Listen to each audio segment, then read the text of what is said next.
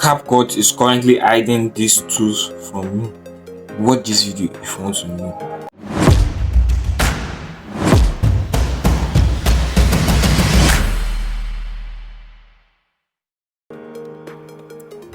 Welcome to the Video Editors Magazine, episode 2, that is week 2. Today, being April 19th, we are going to be talking basically about hidden CapCut tools. So come with me as I walk you through the series of hidden CapCut tools. Wait first, let me wear my glasses so I'll see the editor's version.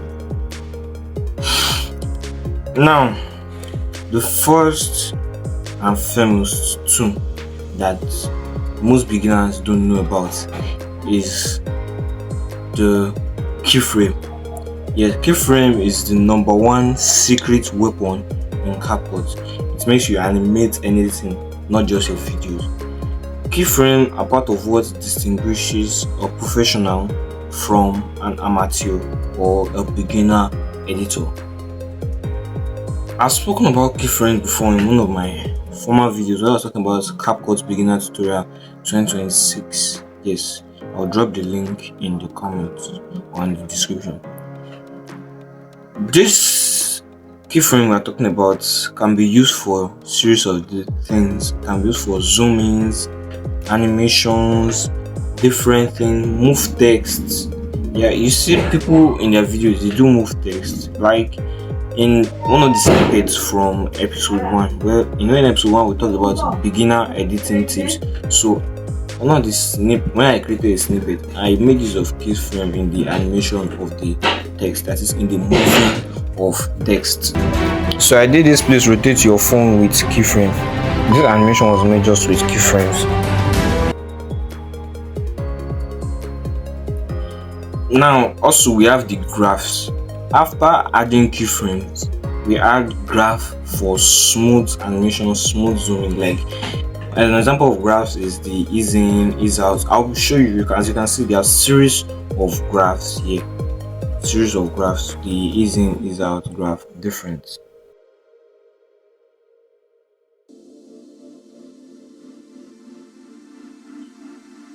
A major thing that professionals do that beginners are still finding it hard to fathom is the adding different like this.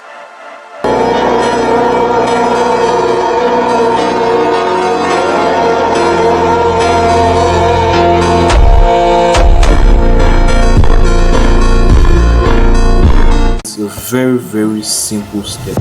What you just have to do is that import your video.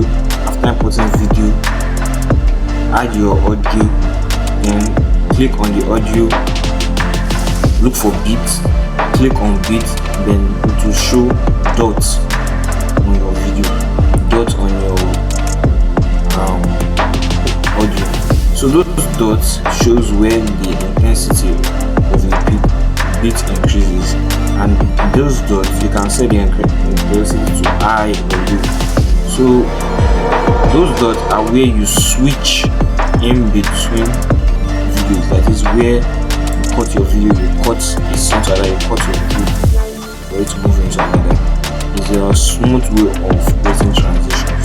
The thing that people don't know is the speed curve. Well, for some versions it is free, while for some it is paid. But you can actually create your own speed curve. And sometimes speed has effects in your videos. Slow speed can mean emotional or maybe feeling that something is not right, but fast motion is used to show energetic.